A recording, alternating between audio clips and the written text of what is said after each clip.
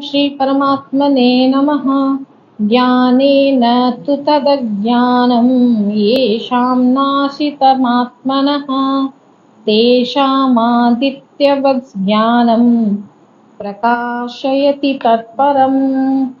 अनुवाद कुछ इस प्रकार से है, परंतु जिनका वो अज्ञान परमात्मा के तत्व ज्ञान द्वारा नष्ट कर दिया गया है, उनका वो ज्ञान सूर्य के सदृश उस सच्चिदानंद घन परमात्मा को प्रकाशित कर देता है।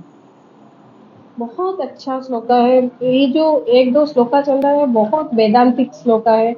आप देखोगे कि यहाँ पे कितने डेप्थ यानी रहस्य भगवान बोल रहे हैं कि ज्ञानी का क्या लक्षण होना चाहिए, कैसे अगर मनुष्य ज्ञान ना प्राप्त करे तो कैसे वो मोह के चक्कर में घिर जाता है, और मोह के चक्कर उसको भगवान जंतु भी बुलाते हैं कि तुम जंतु हो, तो मोह से कैसे छूटेगा। यहाँ पे भगवान बोलते हैं जैसे हमें कई श्लोका से भगवान जो मोह कैसे मनुष्य को कैसे ढक देता है, जैसे आवरण शक्ति के द्वारा और विक्षेपित शक्ति के द्वारा, ये हमें पता चल गया है कि इस दौरान ज्ञान हमें छुप जाता है। लेकिन परमात्मा क्या कहना चाहते हैं, अगर अज्ञानता को अपने निकट रखोगे तो ज्ञान दूर ही हो जाएगा। जैसे हिमालय को देखने के लिए अगर अपने दृश्य पटल में अगर आप उंगली रखोगे तो हिमालय दिखेगा ही नहीं। सिर्फ क्या है कि आप अपनी उंगली को वहां से हटाना है, कितना ही क्रिया करना है, तभी आपको विशाल हिमालय दिख सकता है। लेकिन वो क्या है, वो आपके पास, वो जो उंगली आपके समीप है, आपके निकट है, इसलिए आप थोड़ा अगर इसको ज्ञान पूर्वक हटाओगे तभी जाके वो दिखेगा। वैसे ही परमात्मा घन परमात्मा सच्चिदानंद जी यहाँ पे बोल रहे हैं कि मुझे परमात्मा को प्राप्त यानी ज्ञान को तुम्हें प्राप्त करना जो नित्यांत जरूरी है, इसके लिए तुम्हें जो अपने समीप किया हुआ अज्ञान को एनी हाउ आपको मिटाना ही होगा, तभी जाके तुम्हें ज्ञान की प्राप्ति होगी।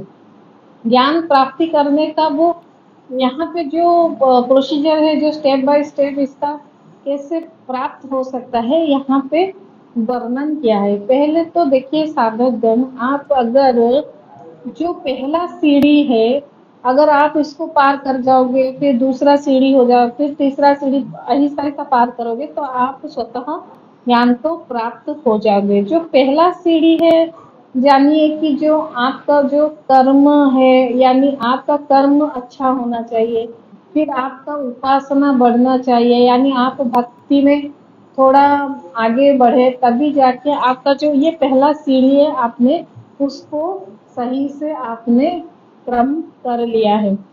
फिर अच्छा कर्म और अच्छा उपासना का फल क्या है, तब जाके आपको फिर क्या करना है। ये जो सेकंड स्टेप है, आप जान के चलिए कि जो ग्रंथ को पढ़ना, शास्त्र अध्ययन करना, गुरु को प्राप्त करना, गुरु के अनुभव के द्वारा जो ग्रंथ पढ़ाए हुए जो ज्ञान है, जो विजडम है, इसको अपने जीवन में उतारना। गुरु जो भी बोले, अगर आपको समर्थ गुरु प्राप्त हुआ है तो उन्होंने जो भी आपको दिनचर्या में बताए हैं कि जीवन में जो पढ़ना के लिए आपको बताया है, अगर आप इसको सटीक से करेंगे और जो भी गुरु परंपरा को आपने धारण किया है, अगर उसी के आप अपना बेस्ट देंगे, तभी जाके आप स्वतः ये दूसरा सीढ़ी आप चढ़ जाओगे। फिर अंतिम में क्या होता है, नहीं तो क्या होता है कि सिर्फ ये इंफॉर्मेशन होके रह जाएगा, ज्ञान होगा नहीं। ज्ञान होने के लिए गुरु अत्यंत आवश्यक है।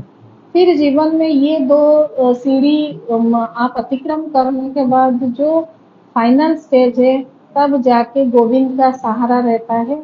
अगर गोविंद और भगवान जी का अगर अनुग्रह हुआ, अगर आप वो कृपा के अधिकारी हुए, अगर वो आपको कृपा बरसाने लगे, तब आप मान के चलो कि आप वो ज्ञान को सुलभ प्राप्त करोगे। कैसे प्राप्त करोगे, जैसे यहाँ पे भगवान बोले हैं सूर्य के सदृश, यानी जैसे सूरज प्रकाशित जैसे हो जाता है, अपने जीवन में भी ज्ञान वैसे ही उदयमान प्रकाशित हो जाता है।